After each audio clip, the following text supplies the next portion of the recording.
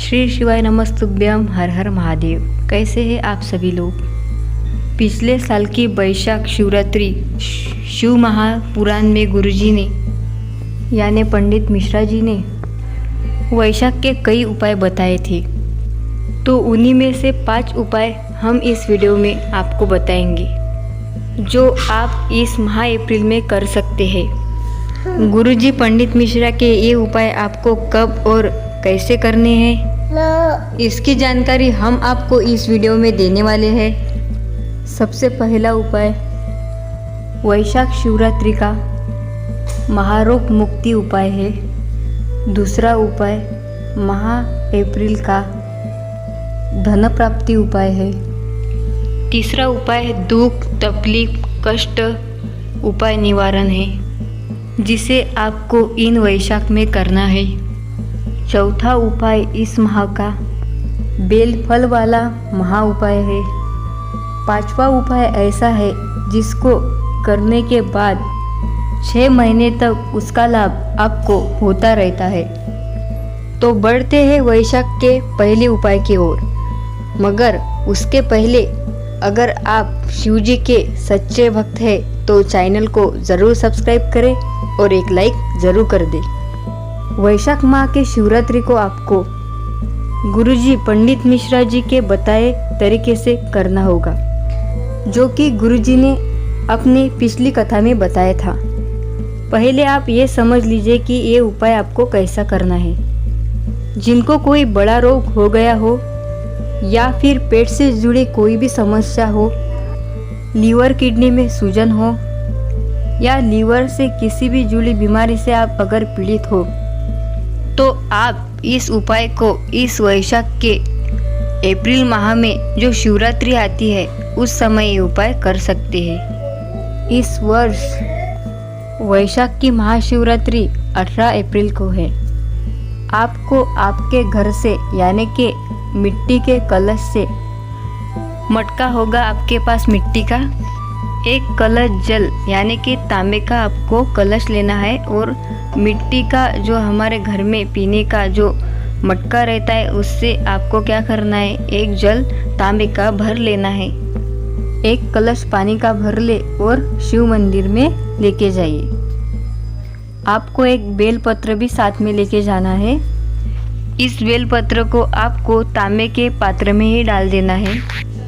उसके बाद पूरा जल आपको श्री शिवाय नमस्तुभ्यम बोलते हुए पूरा जल आपको शिवलिंग पर अर्पित करना है।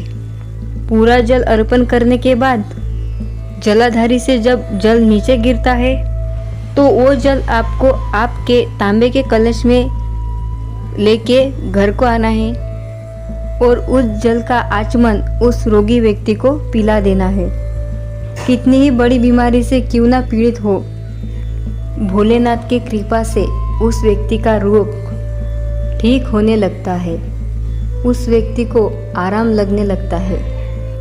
बढ़ते हैं वैशाख के दूसरे उपाय की ओर। घर में अगर वैभव की कमी हो, धन संपदा की कमी हो, पैसा नहीं आ रहा हो, कर्जा बढ़ता ही चला जा रहा हो, तो आपको यह विशेष उपाय कर लेना है। आपको वैशाख के शिवरात्रि के दिन ही ये उपाय करना है। आपको आपके घर से मिट्टी के मटके से एक तांबे का पात्र भर लेना है और इस जल को आपको श्री शिवाय नमस्तुभ्यम का जाप करते हुए शिवलिंग पर अर्पित करना है। बस इतना ही करना है। गुरुजी ने कहा है वैशाख माह में आप अगर धन प्राप्ति के लिए, वैभव के लिए कुछ करना चाहते हैं तो जल अर्पित करने के बाद आपको जल प्राप्त करना नहीं है। सिर्फ रोगी है या कोई बीमार है तभी आपको ये जल प्राप्त करना है। इसी प्रकार ये उपाय गुरुजी ने कहा है।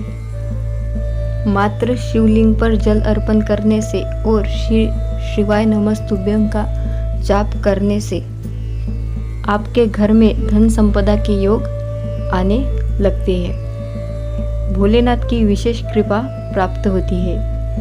बढ़ते हैं तीसरे उपाय की ओर। वैशाख के महीने में गुरुदेव प्रदीप मिश्रा जी ने पवित्र वृक्ष के संबंधित एक उपाय बताया है, जो कि आप इस प्रकार से कर सकते हैं। आपको बेलपत्र, पीपल या फिर आंवले का पेड़ जो होता है ना, उसके नीचे जाके आपको 1 लोटा जल समर्पित करना है। आपको तीनों वृक्ष के नीचे जाने की ज़रूरत नहीं है, एक भी चलेगा, उसमें से कौन सा भी। उस वृक्ष के नीचे जाकर आपको 1 लोटा जल चढ़ा देना है और उसी वृक्ष के नीचे के मिट्टी को, रज को आपके मस्तक से लगाने से आपको 84 लाख योनि से मुक्ति मिलती है।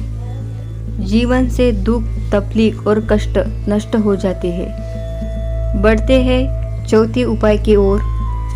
हाथ पैर दुख रहे हो, शरीर में बहुत दर्द बना रहता हो, जीवन बहुत कष्ट से निकल रहा हो, कई प्रकार की बीमारियों ने आपको घेरा हुआ हो, शरीर में हमेशा एक के बाद एक रोग निकलते ही चले जा रहा हो, तो वैशाख माह में आप कभी भी किसी भी दिन ये उपाय आप कर सकते हो।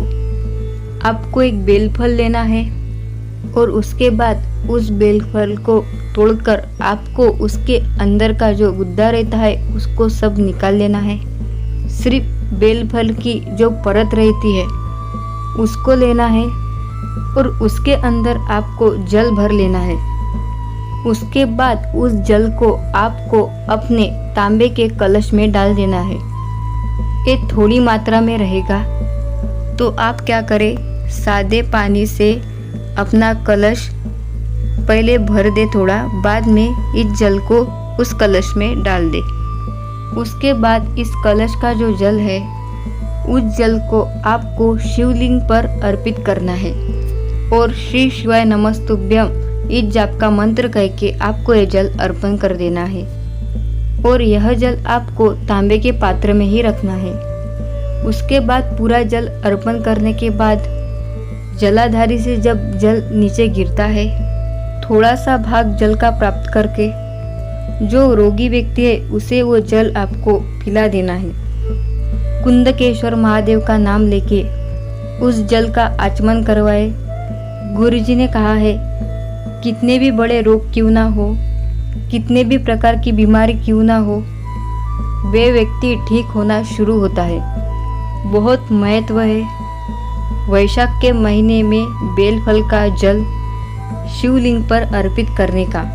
इस उपाय के साथ गुरुजी ने और एक उपाय बताया है।